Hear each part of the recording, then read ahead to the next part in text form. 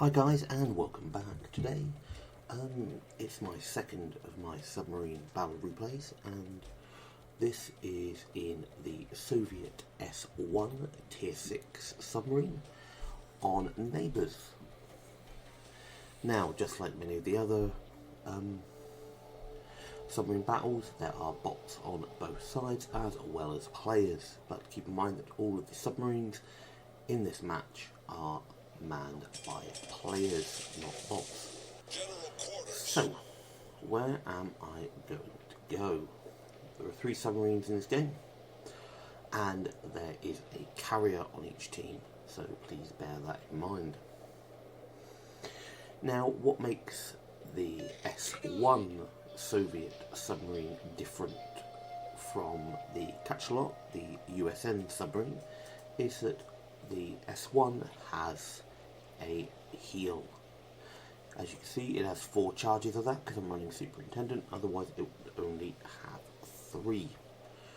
So we're heading towards the Alpha capture point, and it looks like most of my team are heading towards the Bravo capture point.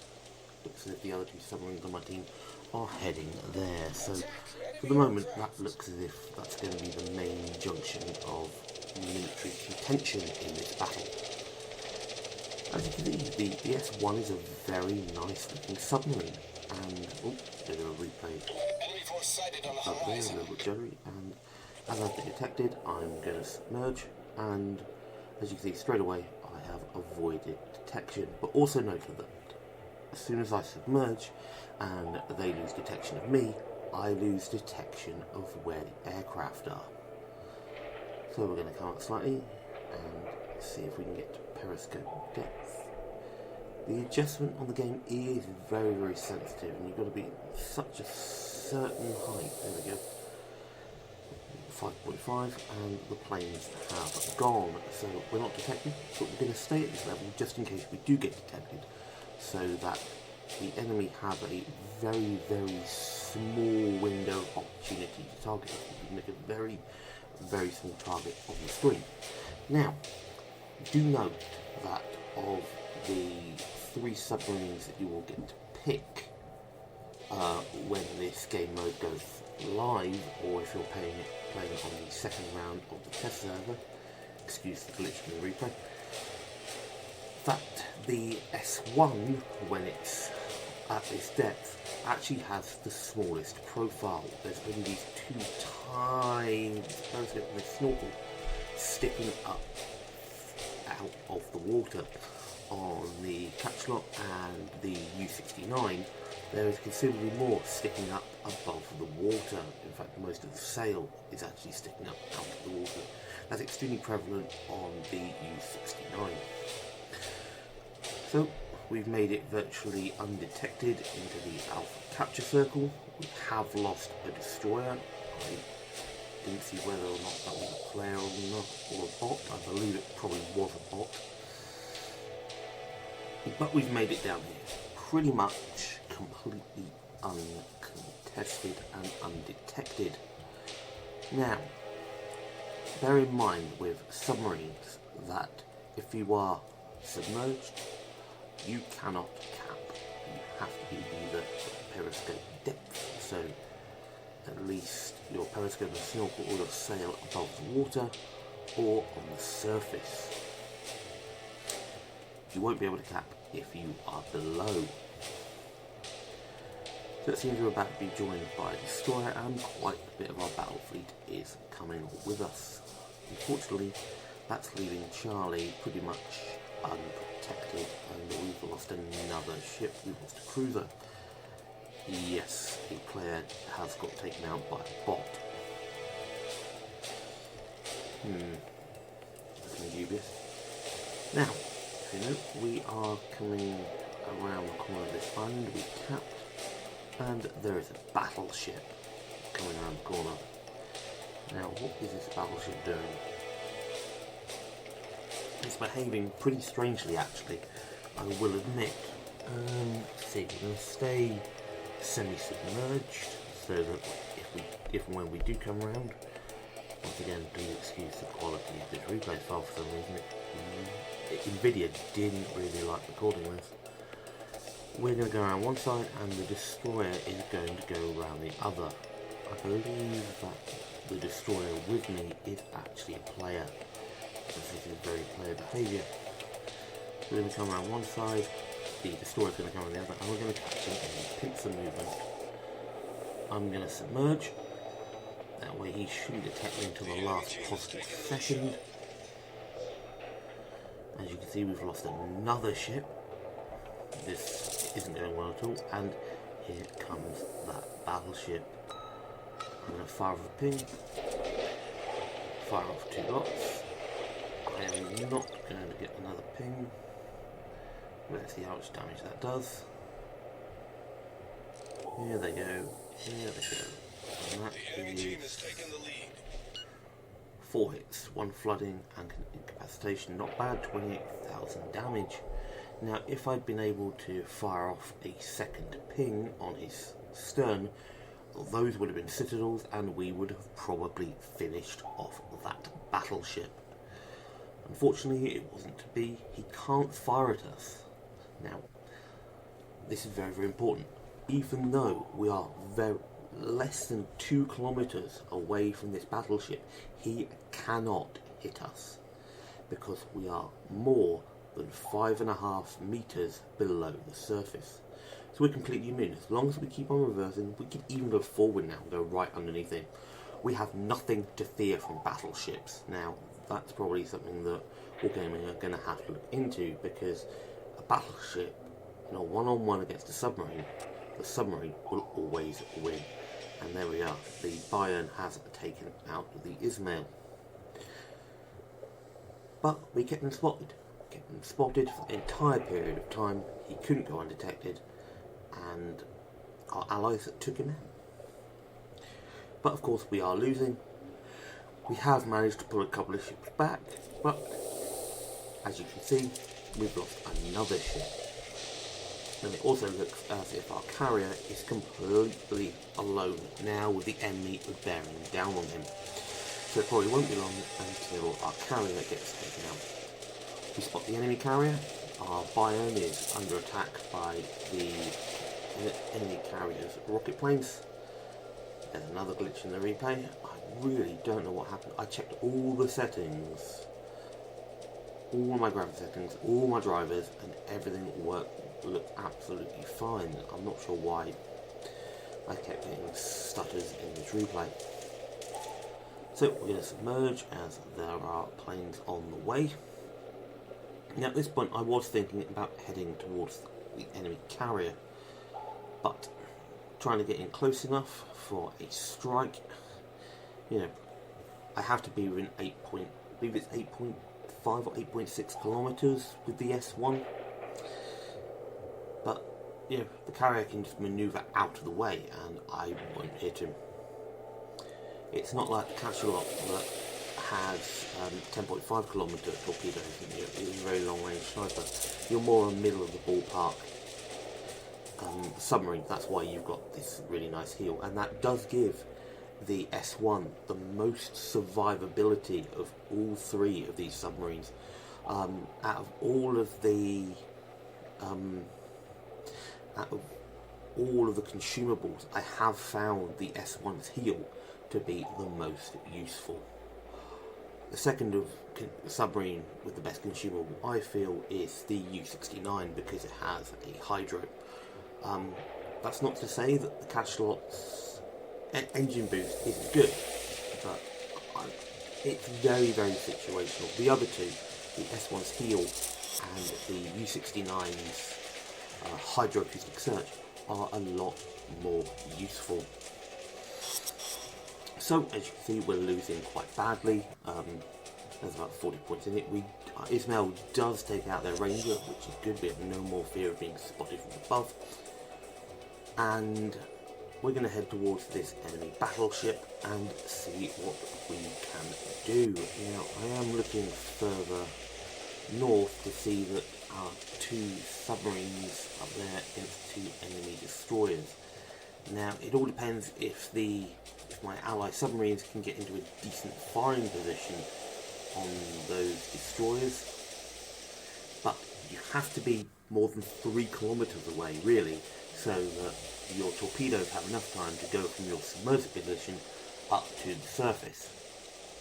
Otherwise, even if you ping them, the torpedoes will have passed the enemy ship before they essentially can lock on, and you'll have completely wasted them. I decide as the enemy cruiser Elizabeth is going northeast that I'm never going to catch underwater, so I've come up to the surface and I am replenishing my battery power. Nice bit of swearing in there in the chat. I apologise for that. That wasn't me. It was one of my teammates. And we're going to see if we can take out this enemy cruiser. Now we're firing our ping. But remember, on the surface that it's a hell of a lot faster than it's on the water, so you have to give it a bit more lead. I've missed it twice. Come on, come on, come on. Not the KBV yet. Nope. We're doing absolutely terribly, aren't we? What a terrible example I am. We've seen the end of the stern. We've got the stern. We've got the stern for my shots that are coming out. They look pretty good. Can we get on the front? No, we don't. They are homing in with only one of them. I believe one torpedo may be it. Come on, come on, come on. We're getting hit here. And did we get him? Nope, we missed. Nope, there we are. Slight delay there. We do actually take out the Trento.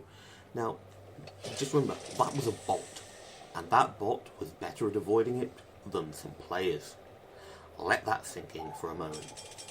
I did feel that the bots in this submarine game mode were actually a lot better than the bots in cooperative play on the live server, which is really strange. The bots on this submarine game mode really do know what they're doing, and they really do try and take you out with depth charges. It's really disturbing to think that they managed to get the AI that proficient. Now, as you can see on this enemy destroyer, I am trying to double ping him, as I have 4 torpedoes in the water. Now, there we go, it says escape ASW zone. They have picked me up, and nope, I think those torpedoes are going to miss as well. Some very, very clever manoeuvring from the enemy there, and I missed. So I'm going to reverse now because he appears to be heading in a zigzag direction.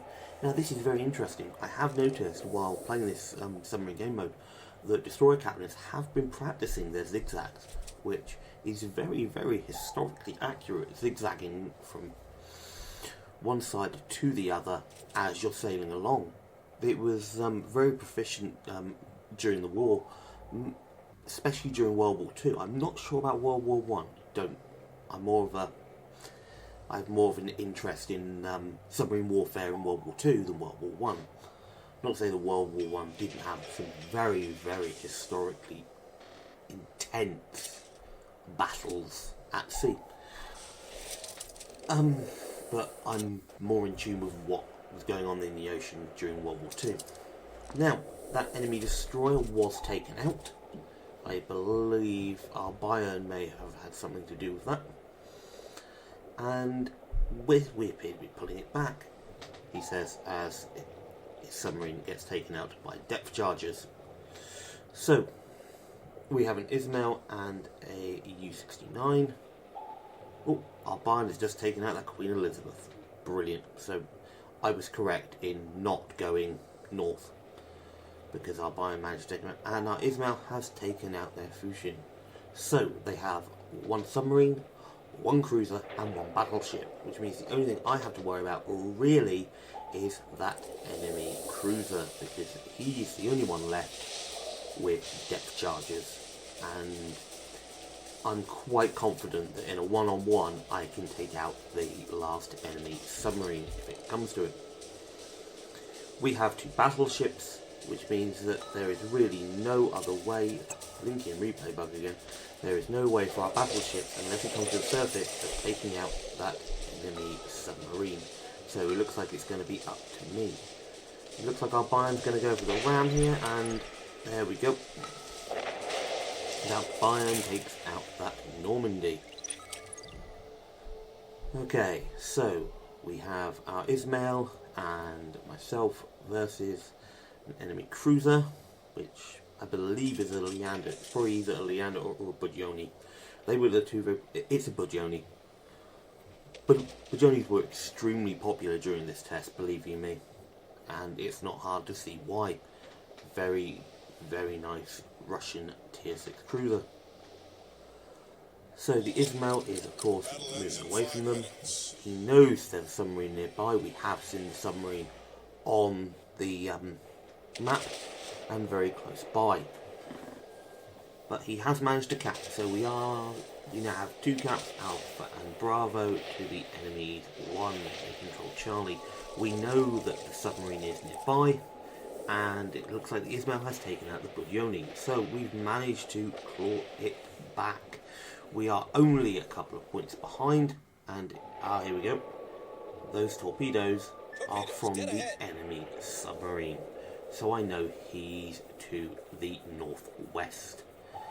Hopefully, now, if I was in U69, I could probably fire up my hydro now and know exactly where he is, what depth he is, and how far away he is from me.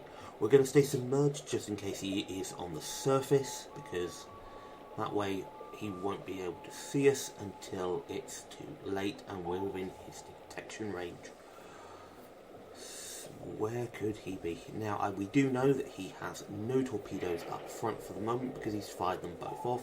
So we have at least roughly 40 seconds until his first set of torpedoes have reloaded. As you can see, our electrical power is going down just as we spot him from the northwest. We're getting closer, we're getting closer. Our Ismail is out of harm's way, and this is when I decide, let's see if we can take him out. We're going to try and get him on the front. He's still aiming for our Ismail. Come on, come on. And there we go, we've managed to hit him on the back. It hasn't killed him. He's missed my other torpedoes, but remember, submarines carry a 5th. And there we go. Really good game. I really enjoyed it. I do like the S-1. I think it's an absolutely fantastic submarine and one of the better ones that you can play in this submarine battle mode. Pretty good. They're on the team. Thank you very, very much for watching this replay. I really hope you've enjoyed it, and it sort of bigged you up so you can get a feel for what submarines are really like. And I will catch you on the high seas.